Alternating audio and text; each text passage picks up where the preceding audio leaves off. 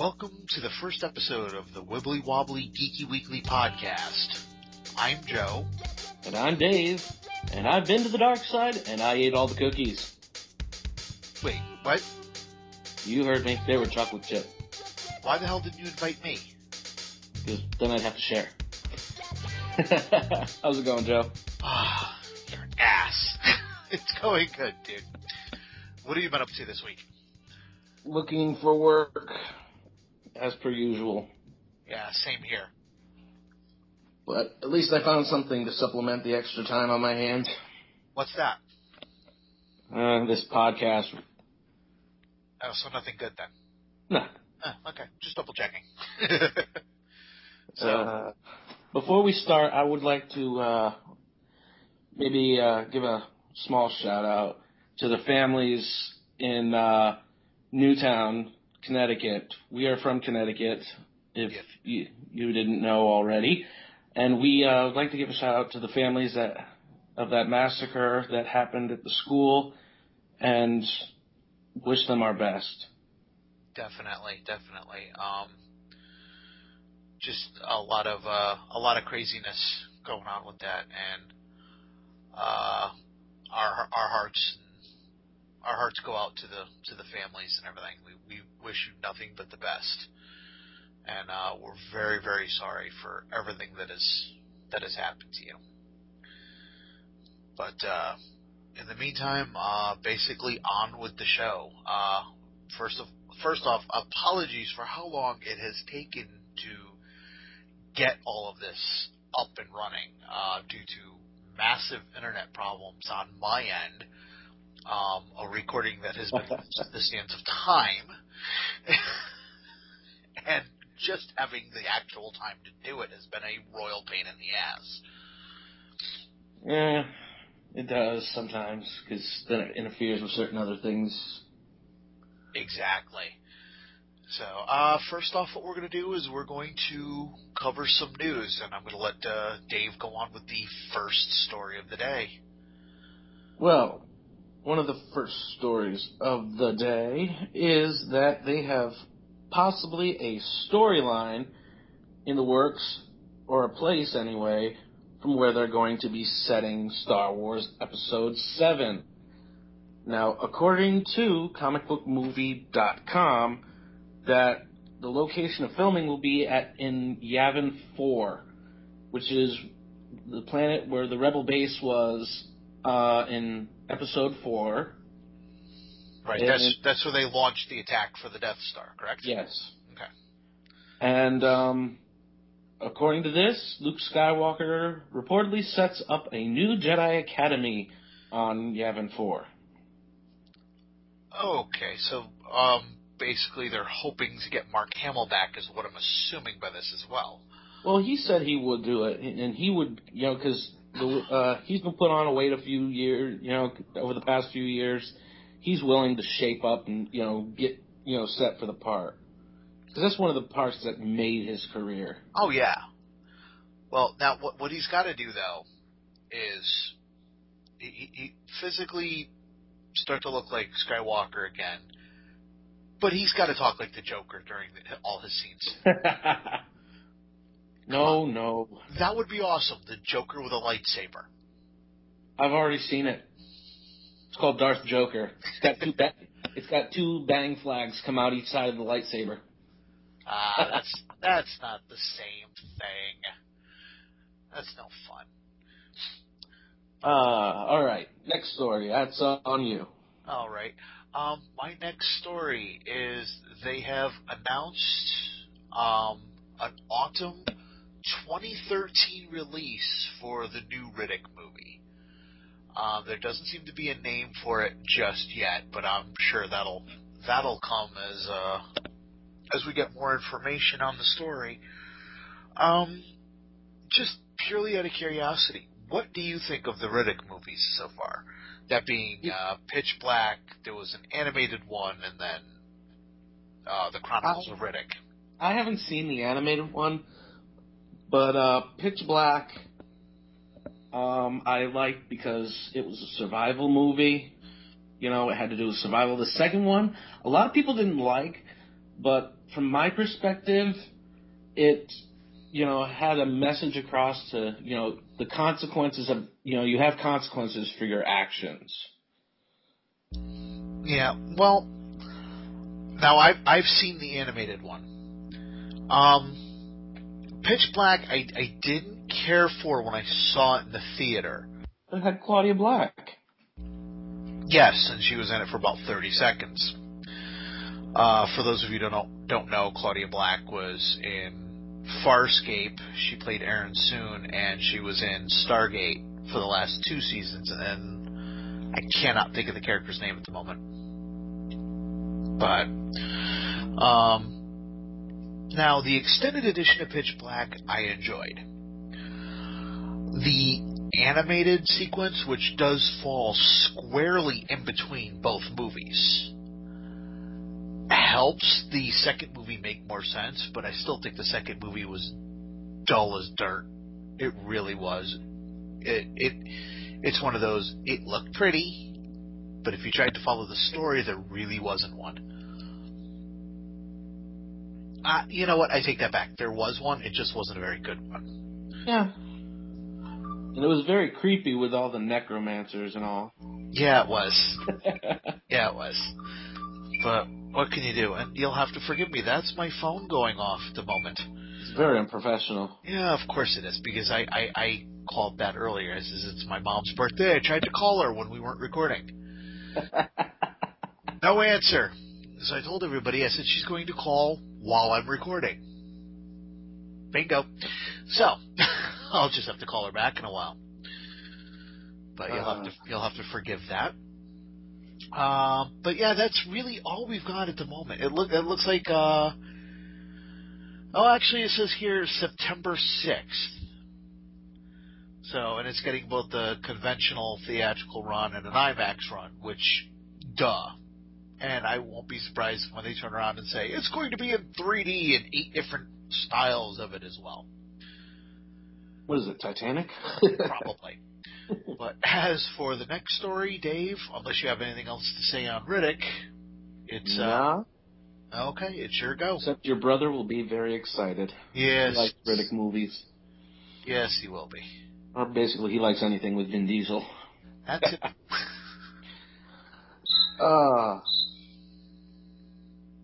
Was that crickets chirping? Sounded like it. Here's a quick news story that I just actually came up. Chloe Bennett rounds out the Marvel S.H.I.E.L.D. cast. For those of you that didn't know, the Avengers has spawned a TV show called S.H.I.E.L.D. And basically it's a continuation of, all the adventures, of, now I forgot his name. Nick Fury, Coulson, and stuff like that. It's supposedly, I think, because Coulson is supposed to be in it. Well, he's supposed to be in the pilot. So I'm assuming there's going to be a flashback scene, because I believe the series takes place after the Avengers movie. Well, at least it's not David Hasselhoff. Is it bad that I kind of enjoy that, but for all the wrong reasons? Yeah. Yeah, it does. You can't take that as one of those, it's so bad it's good. That's how a lot of people look at that film. Really? Then I guess you want to watch Twilight. The last one, just because it looks so hysterically horrible. I mean, come on. They couldn't be bothered to get a real baby. It's CGI the baby. Really? Really? And it looks like Gollum, which just makes it that much funnier. Oh, God. It's a process. Okay, and my next story is going to be something that you mentioned before. The new TARDIS console. Ooh, yes. We have a picture of what it's going to look like in the new upcoming Christmas special, which also has been confirmed as usual that it will be out on Christmas Day. Now this picture, me and you were talking about it before, but I'm just going to reiterate. It looks like a cross between a lot of the stuff we were seeing in the 70s, maybe the early 80s. Yeah, it looks very retro. A little bit of what the TARDIS has been, where you can definitely tell it's got 2 floors to the control room. But they got rid of the glass floor. Damn it. Well, after what happened with Amy and Rory, it's probably a good idea. If you haven't seen the special where Amy is able to hit on herself, go look that up. It's hysterical. The more I'm looking at it, the more I do like it. Now, what do you think of what the Doctor's wearing? I like it. Of course, you're talking to a person that walks around wearing a top hat all the time. Oh, yeah. But I'm very into the retro 1800s style clothing. Yes. Now, do you think this is going to be his new outfit from here on out? Or do you think he's going to go back to the I don't think so. I really don't think so. I think it's just for the holidays because last year during the Christmas Carol special, I think he wore something similar a little bit, during. Well, for a little bit of it. Honestly, I think I would like him to keep this, if that's at all an option. Yeah, I do like the coat. Because, other Doctors have kind of changed their outfits a little bit as they've gone. Like David Tennant, he always wore the suit, but he always had different versions of it. It wasn't the same thing week after week after week, as has Matt Smith. But little tweaks here and there are actually a very good thing, But now, that's all I've got for this story. Do you have anything else? Actually, the reason I gave the Chloe Bennett story earlier about the Shield was because I had forgotten what my second story was. Now, actually, my second story has to do with video games and Halo 4. Okay.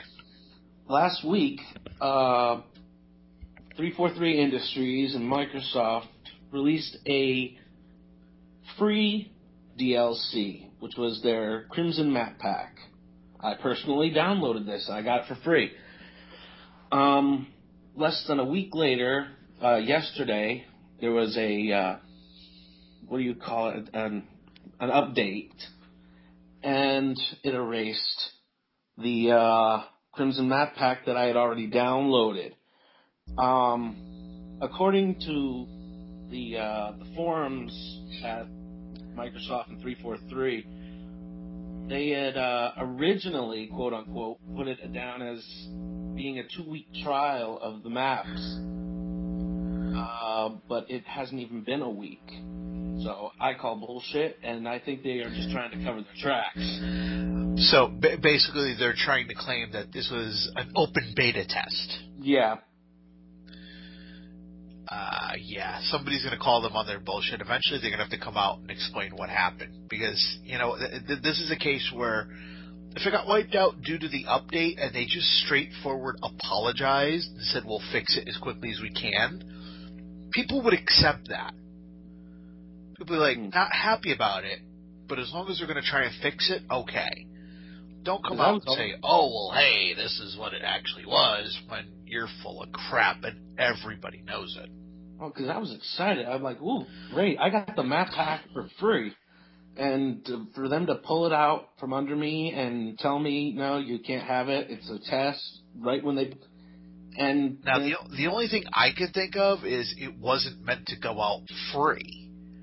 And even if that's the case, you state that. You say, hey, this was leaked. It was not meant to go out, and that's what the update was for, was to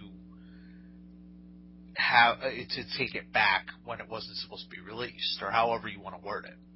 Yeah. Again, you're going to piss people off, but be honest about it. Don't say that it was meant to be a 2-week trial when you've had it for about 5 days. That's basically forcing people to buy something they had already played. Exactly. And telling them, you know what?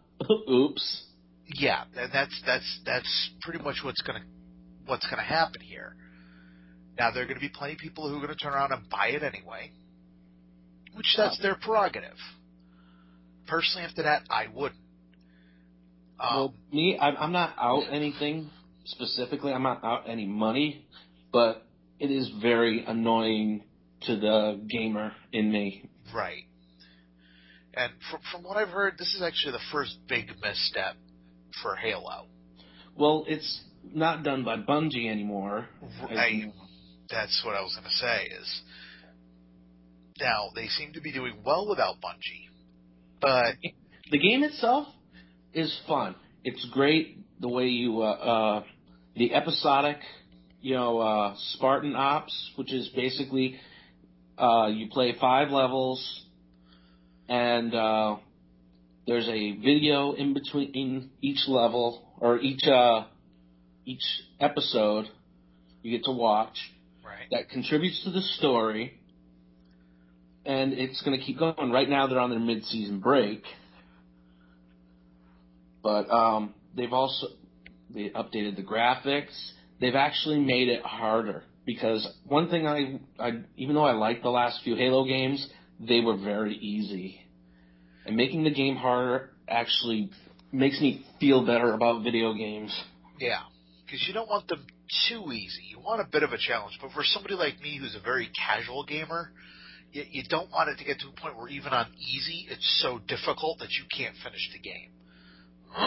Because for somebody like me, when I play Halo, I don't mind doing the multiplayer because, like me, you, and a couple of our friends, we have our own version of multiplayer that nobody else would ever play with us. Basically, one of us stands in the middle with a grenade, with grenades, while the other person's try to run us over. Exactly. And if you flip the Jeep over, you are allowed to try and kill that person, steal their Jeep, and then they're in the middle. Our version of Joust. But me, I mainly play it for the single-player campaign because I want the story. I've become a huge fan of the storyline. As have I. The book. Just for fun, I went through all 4 games in order. So I started with Reach, then played 1, 2, and 3 again just recently, just so I could play Halo 4 when I can get my grubby little hands on it. It's mine. Yeah, you're going to have to let me borrow it at some point. Dick. But, do you have anything else newsworthy? Well, there is that one story I had Jesus. told you about. Yeah, you know what? I haven't been able to find it, so take it away. Let's see. Oh my God, I think I might have lost it. Oh, nope, there it is. Let's see. Boeing tests Wi-Fi signal on planes with 20,000 pounds of potatoes. That's right, spuds on a plane. Okay, now, for people like me, you're going to have to read a little bit of the story. Let them know where you got it from, and then read a little bit of it, because I looked for it, and I couldn't find the damn thing. I know, I just had to say that out loud.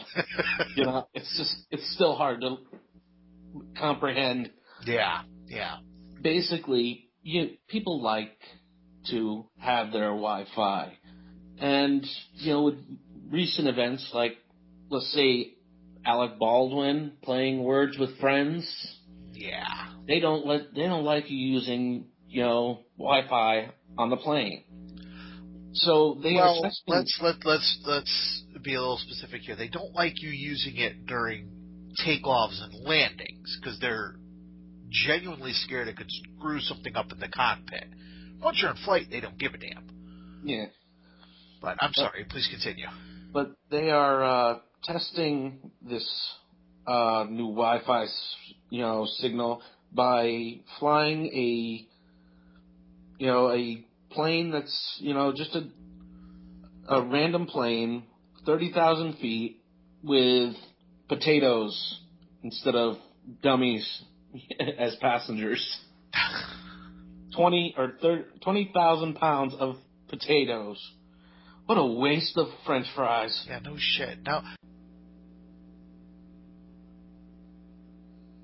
Oh, Okay.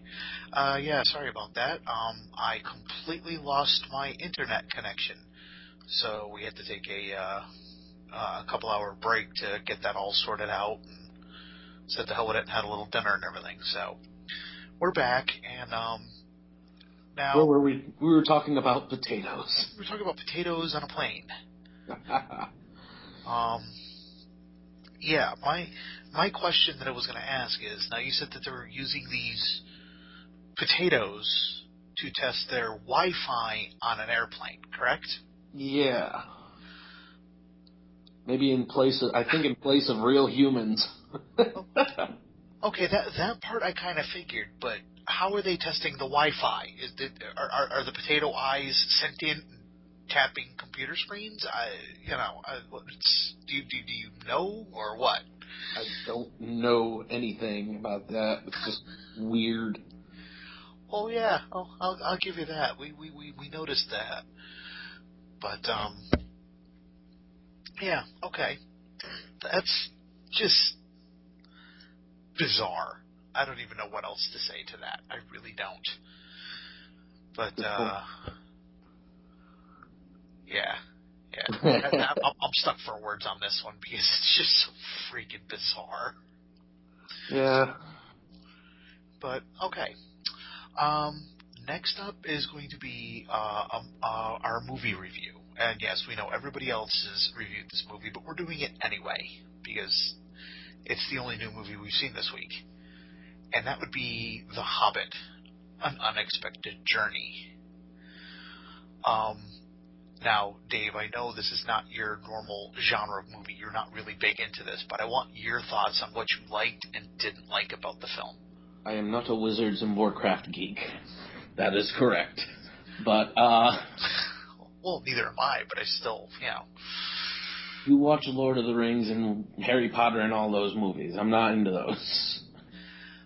You don't, well, to me, personally, you don't seem to completely give them a fair shake. You kind of watch part of one, and that's about it.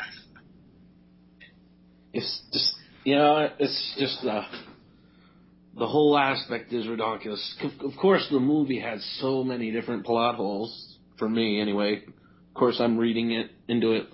I go into it looking at it like just I went in with an open mind, but there's so many different plot holes. Okay, like what? Okay, how come Bilbo Baggins' elfin sword was the only one that lit up around the orcs and stuff? Yeah, that I truly didn't understand because, and now in the books it's supposed to be his because it was made out of I believe it was made out of a special material. But for some reason, when they explained it in the movie, I believe they had a line about all of the Elvish blades doing that. Now, he might be, I wanted to say he might have been the only one to take an Elvish blade, but he's not. Yeah, the dwarf. Thorin Oakenshield, had one, as did Gandalf. Mm-hmm. So why... All they really had to do was explain, hey, this is made out of a specific material, it will glow. Which anything. Yeah, exactly. I have no problem with that. But yeah, thinking back on it, I wouldn't say it was a plot hole, but it didn't make any sense either. No, it didn't. And, the whole... Oh, God, spoilers, by the way. Oh, yeah, spoiler alert. Yeah, the whole scene with the eagles picking them up and dropping them off on top of a mountain. And I'm like, okay, you can see where your destination is. Why don't you just fly the rest of the way? They're going to drag out for 3 more movies when they could have just flown the rest of the way. Actually, that is explained in the book, and hopefully the explanation comes into the movie, because one of the dwarves do ask, why didn't we just fly all the way to the mountain? And the reason for that is the only reason the eagles helped them, both in this and back in the Lord of the Rings, is because the king owed Gandalf a favor. he was about the king of the eagles was about to be killed by humans. Gandalf rescued him, but he had already been injured and healed him. He nursed him back to health. So the king was willing to help them to an extent. He was not going to risk his people, his birds' lives, his tribe's life, to take them to a mountain where there's a dragon who would probably turn them into Thanksgiving dinner. Well, you could drop them off a few blocks away. Make it a little easier. Jeez. No, I think they took them as far as they were willing to. But I can't say much, but there is something else. Something else is going to happen with the Eagles further down the road. I don't want to say what it is, but it will take place in the third movie. So that, and there was a little too much CGI for my taste. Even for I've seen the Lord of the Rings, and there was more CGI in this, for certain things, up close things like the Pale Orc. He was like all CGI. Yeah, and that did disappoint me. Because we've seen the work that they can do. We've seen what they've done in Lord of the Rings. Look at the Uruk-hai in that. They did amazing jobs with the makeup and the paint and everything. They didn't look human at all. They looked humanoid because they are. But really, you look at that next to a person, and they looked phenomenal, even in the behind-the-scenes stuff, when some of these guys were just kind of had the rubber faces. Unless they really started to talk, you couldn't tell that it was just a rubber mask. They did that good of a job. So in that respect, yes, I completely agree with you. I was actually quite disappointed. I mean, it still looked good, but you could tell that he was a CGI character. Now, if they're them writing the CGI wargs, that I had no problem with, because they did the same thing in the Lord of the Rings. But again, they had guys on a green screen doing this, that, and the other thing, and it was a guy in a suit with the full makeup. Yeah. But now, what did you like about the movie? The comedic aspects. It was very comical.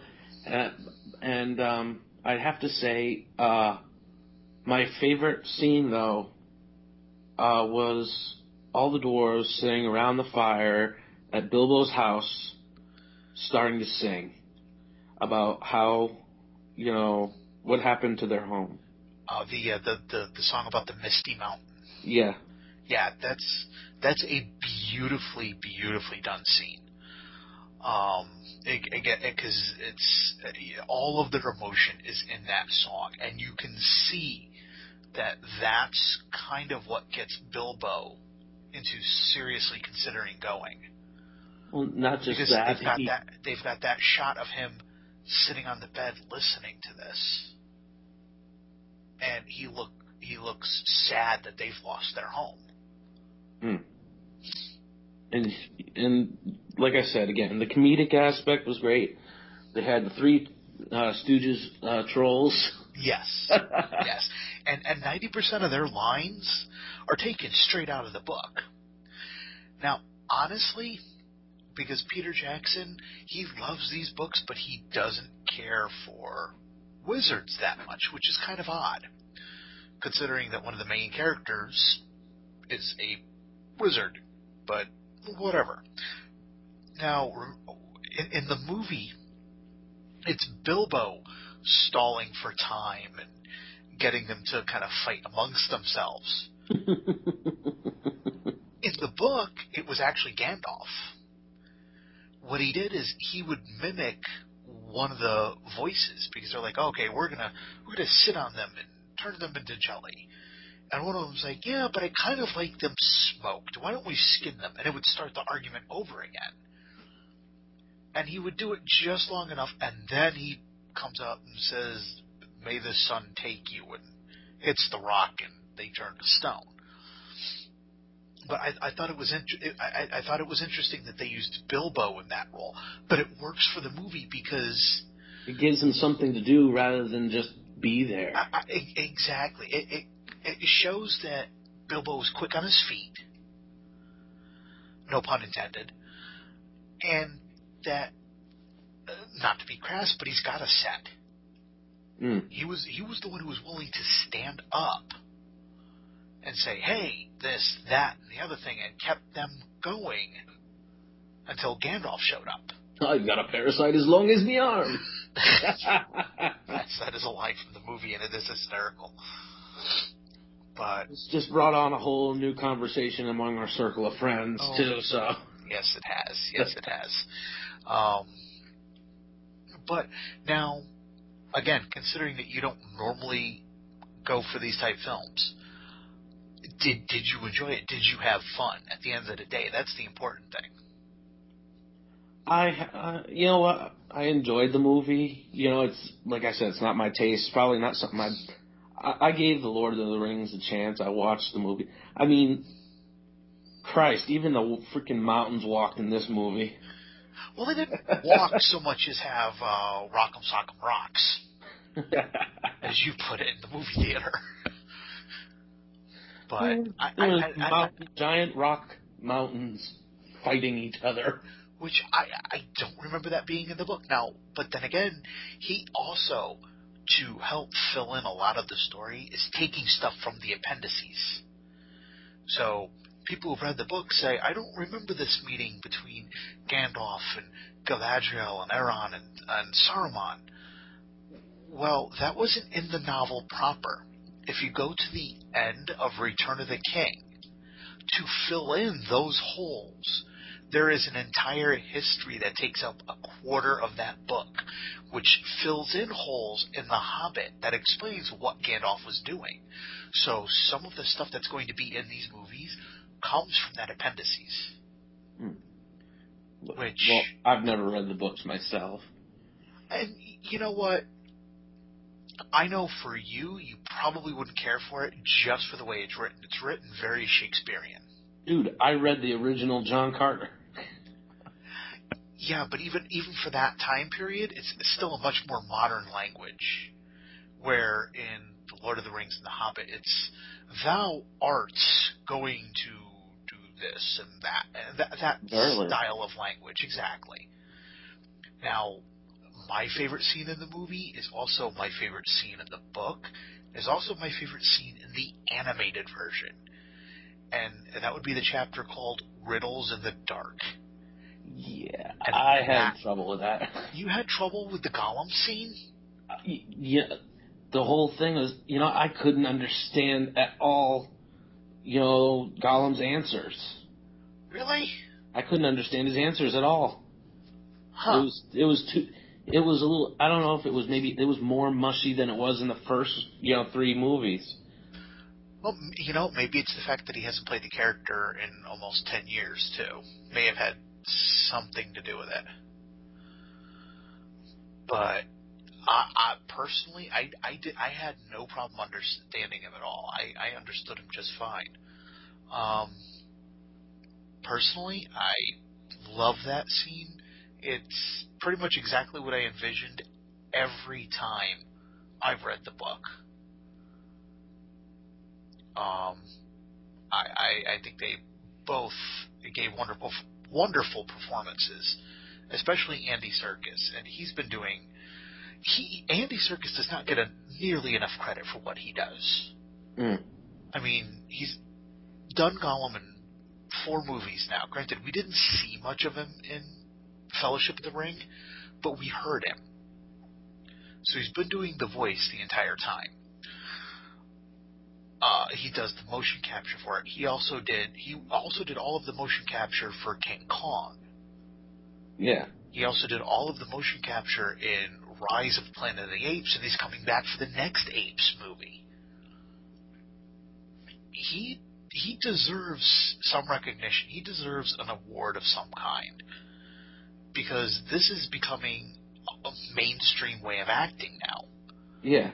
So just like a lot of mainstream, actors are now doing a lot of voice acting. Yes, they are. That's something I'm not sure I'm always thrilled with, but that's a whole nother discussion. Personally, I think some of them can do it, and some of them they use them just specifically for the name, and they can't do anything. Well, I've heard, quite a few actors, prominent actors that done well animated. Dennis Farina, Mark Hamill is the big one, obviously. Oh yeah. Well, you got Samwise right now. Sean, can't think of his name. He's doing the voice of Raphael in the new Turtles. Sean Astin. Yes, that's it. Jason Biggs is Leonardo. Yes. So, and it's just they're doing a wonderful job. But then you get guys like Kiefer Sutherland. He did a voice in an animated movie called Monsters vs. Aliens. Did he do Monsters vs. Aliens? He was the general. Okay, that he was alright in. But the other one that he did was Tales from Earthsea. He's not a voice actor. He is an on-screen actor. He doesn't do very well. Stephen Colbert, he's good for a laugh here and there. He can kind of get away with it as long as he doesn't overdo it. Because he was the president in Monsters vs. Aliens. I can only imagine what they're going to do with him in Lord of the Rings. Yeah, I'm looking forward to that. I'm looking forward to that like I look forward to a Stan Lee cameo in any Marvel movie.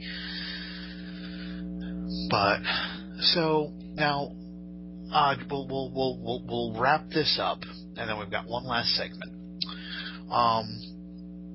Would you, as a whole, recommend The Hobbit to people? You know what? I recommend anything to anybody who, finds something, of their taste. I personally, I'll go see it. Granted, you paid for my ticket. Thank you very much. Not a problem. But, Go me. No. It's a nice family movie. It's not as hardcore as the original Lord of the Rings were. Until you get the king of the Balchinians. I called him Job. I thought it was Jabba the Hutt. So. Bring me Solo and no Wookiee. Now, I definitely recommend this movie. It's a lot of fun, as you said. If you've got younger kids that look like they might be interested in Lord of the Rings but aren't quite old enough for that, bring them to The Hobbit. Just be forewarned, it still does have some violent, scary moments in it. You still don't want to bring a young child to it. But where you couldn't let a 9 or 10-year-old really watch Lord of the Rings unless they're really, you let them watch older stuff.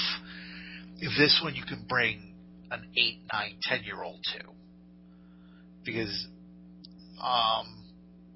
there are things that happen, but it's not quite as bloody. There are some eviscerations. There are eviscerations, but even there is even a beheading in it. But even the way they do that particular beheading, I don't want to give away who it is. It's actually quite comical. You know exactly what I'm talking about. So, yep, that'll work. So, but yeah, on a whole, I think we could both recommend it. And I'm looking forward to seeing the sequel next year. Or seeing the continuation, I should say, next year. So, and I'm pretty sure... Actually, both continuations. You said they were releasing them 6 months apart. Yeah, from what I understand, unless they've changed it, it's supposed to be next Christmas, and then sometime during the summer for the final part. So, I hope they hold to that. Worst comes to worst, they move the last one to Christmas. That's if the world doesn't end Friday. Yeah, that's true. That's true. So, are you ready for the oncoming zombie apocalypse? Dude, I'm waiting to get it bitten. You figure the hell with it. If you can't beat them, join them? Yeah. Better at the right hand of a zombie than, in their path. Yeah, I suppose you have a point. But that pretty much wraps up the movie review. Now, one thing we're going to be doing is talking about other podcasts or podcast companies or networks. Shameless plug time. Yes. Our shameless plug for this week will be for earth-2.net. They've got dozens of podcasts on there. For different types of genres. Yes, literally anything from music to anime to science fiction to fantasy to horror. I know thrillers. Yes, I know. There's a couple that you listen to. If you want to give them titles of a couple. If you are a fan of any of the DC animated shows, starting with Batman the Animated Series, you mean going up until Justice League, you would probably want to listen. The show itself has been, they've run its course, but you might want to listen to a podcast called World's Finest. It goes through every episode, rating and reviewing of all the DCAU. And that does include the terrible trio. Boys in the Hood. Oh, God. Yeah, it's just, I'm not sure which is worse. It's a toss-up.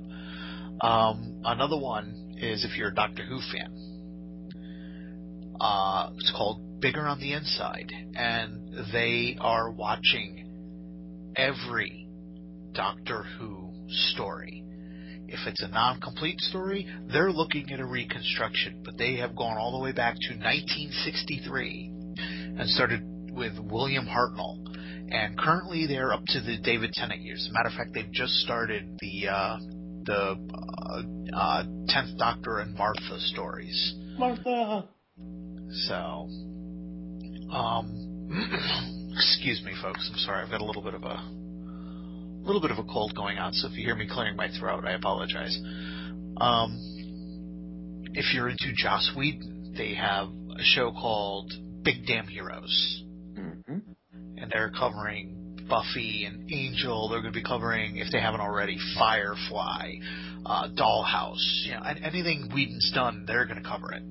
You also have Earth-2.net, the show, which is basically you got your comic books covered.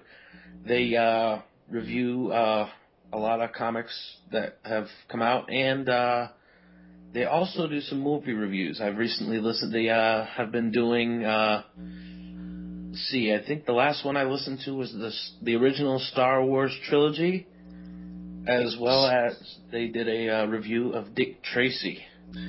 And I'll tell you, if you don't mind long podcasts, somewhere towards the beginning, I want to say it's number 17, but they did all 4 of the Teenage Mutant Ninja Turtle movies in one go. I want to say it's about 8 hours long.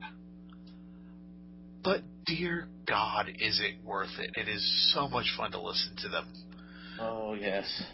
I think the Dick Tracy one is about 4 hours long, 4 to 5 hours long. Oh, yeah. And they love every minute of it. You can tell how much fun that they're having by listening to these shows. They've even got a music show on there called Dropped D. I'm not big into a lot of music anymore, so that's not one for me personally. But I have listened to a couple of episodes of it because I'm curious. Anything they put out, I want to give a listen to. And again, it's a great show. It's just not my cup of tea. All right. Anything else? You said you wanted to mention Red Dwarf. Yes, thank you. For anybody who's interested, this is a little bit of a late news story. There has been, anybody who's out there who watched Red Dwarf and is a fan of it, they just finished about 2, maybe 3 months ago, if that, finished running season 10 of Red Dwarf. I have, of course, managed to watch them, and these guys have not lost a single step. They are just as funny now as they were when they did all of the original 8 seasons. And yes, for people who are wondering, Back to Earth does count as Season 9, even though it's a 3-episode miniseries. They're going to be releasing the DVDs over here from everything that I've read, January 6th. So not that long. I'm waiting to get my grubby little hands on these DVDs because I am a huge fan of this series. If you like comedy and you like parodies, especially comedic parodies of science fiction, you want to watch Red Dwarf. This is one that at some point I would love to do a review on the episodes of this. But matter of fact, me and Dave right now, we do have a second show in the pipeline. We're hoping to get it started in the next month and a half. That sound about right? Yeah. I'm not going to say what it is now because I want to make sure that things like the internet connection will, stay on for more than 30 seconds at a time. But, thank you for listening to the Wibbly-Wobbly-Geeky-Weekly podcast. Say that 5 times fast. I can barely say it once fast. If you want to contact us, Dave, would you like to give them the email address? It would be at wobblypod@yahoo.com. And if you want to give us feedback, you can go there, leave us an email. Look for us on Facebook or Twitter at wobblypod. Dave is thankfully taking care of the Facebook because I'm not on it and really have no interest or capability of using it. So I'm not going to lie about that. But thank you for joining us for our first episode, and we should see you next week. Take care. Bye.